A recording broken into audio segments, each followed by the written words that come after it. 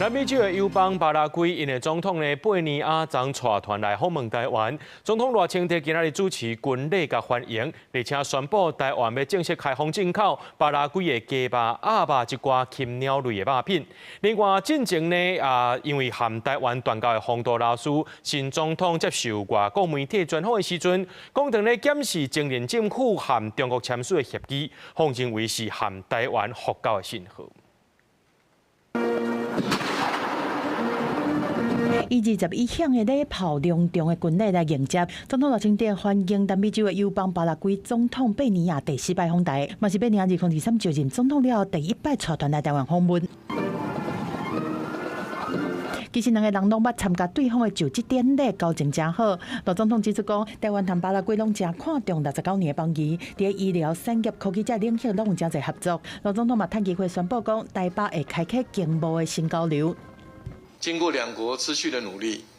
我今天在此宣布，台灣將正式開放進口巴拉圭的禽肉，讓國人有更多優質肉品的選擇，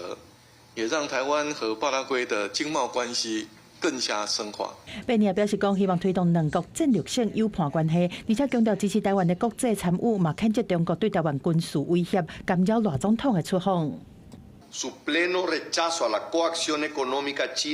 que forzó la cancelación de vuelos y afectó la prevista visita oficial del presidente Lai a un país aliado. Mi país reafirma el derecho soberano de Taiwán a relacionarse libremente con otros países, sin interferencias indebidas que pretenden aislarlo internacionalmente. 賴總統一頒證採約大勳章給貝尼亞，感謝伊長期替台灣來發聲。貝尼亞一擺訪台的途中過境美國的時陣，捌和洪都拉斯的總統阿斯夫拉會面。伊表示阿斯夫拉對台巴的合作經驗是真有興趣，甚至接受外國媒體專訪的時陣，阿斯夫拉嘛講，當地是不是前任政府和中國簽的協議，奉認為講是台方復交的信號。我們也很感謝貝尼亞總統分享巴拉圭跟台灣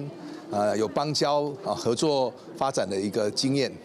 那當然我們態度是開放的，那也很希望是基於這一個共榮的立場出發，來發展台灣跟洪都拉斯的關係。對方各國界呼籲開放和台灣交往的聲音，外交部中心的維持同款開放務實和袂以色爭地的態度，以平等互惠、促進共贏的原則來持續推動雙方關係的發展。記者綜合報道。